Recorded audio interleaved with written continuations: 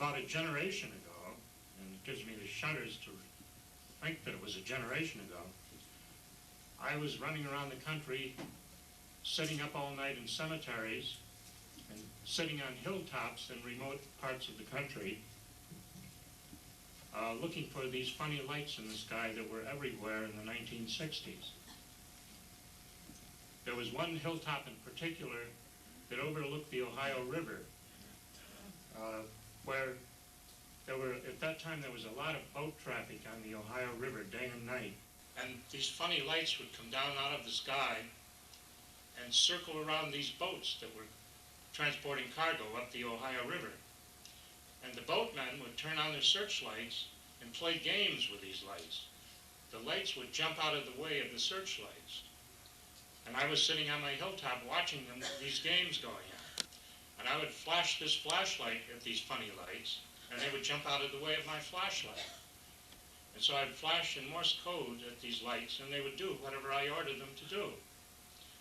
And then later, I decided that instead of using Morse code, I'd make up my own code. And they knew this code, which gave me a lot of concern at the time. And I gradually figured out during this period that we could control these so-called flying saucers. They weren't saucers, they were lights.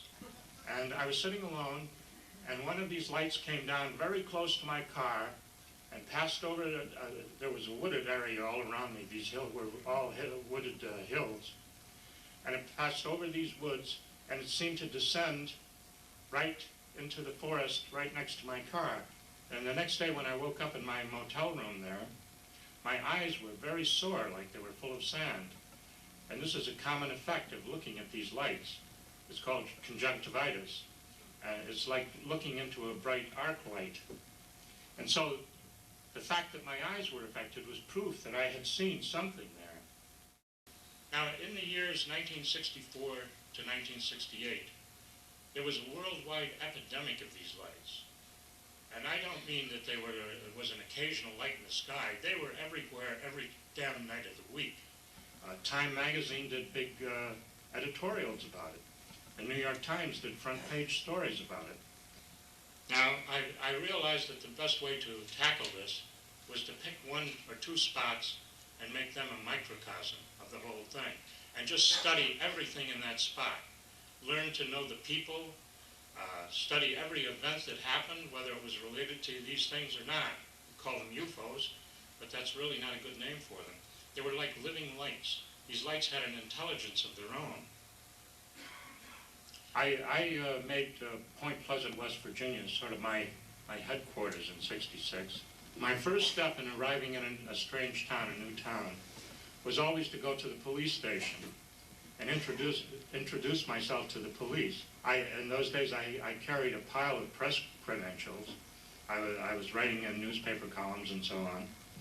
So I would introduce myself to the police so that they knew I was just another harmless nut. In November of 1966, 4 young people in a car, they were driving past this building, and they saw what looked like a very large man, 6 or 7 feet tall, standing next to this power plant. And for some reason, he scared the death out of it. They were all scared to death.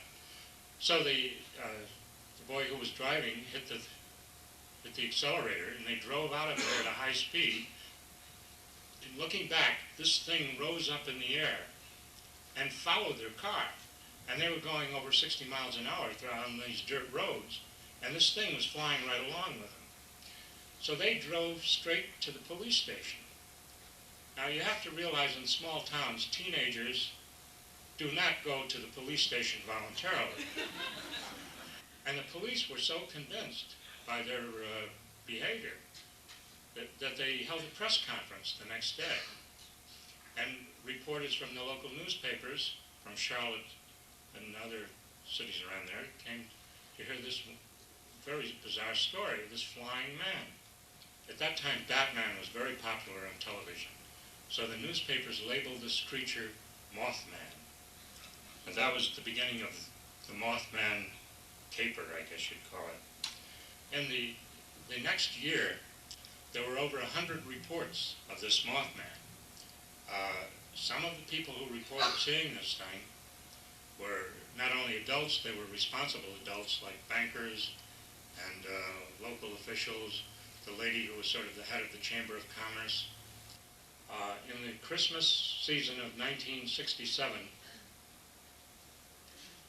in Point Pleasant, West Virginia, there was a bridge called the Silver Bridge that crossed the Ohio River. And on December 15th, 1967, that bridge collapsed, and it was loaded down with cars, people who had been Christmas shopping, and that sort of put a damper on all my investigations. Because I knew some of the people who had gone down with the bridge, and some of these people had been Mothman witnesses. And so I did just one magazine article on the whole subject, and it was a short article. It was about 2,000 words. I gave one talk on the radio about it, on Long John Nebel's show, and that was the extent of my involvement. Now today, when you pick up any encyclopedia of the strange or anything, it always says that John Keel is the center of the Mothman thing. And one of the newspapers in West Virginia did a long editorial against me, saying that I was exploiting the situation and making a big profit from it. Of course, little do they know, I made no profit at all from it. You talked about the movie that's coming out on the Mothman. The notion?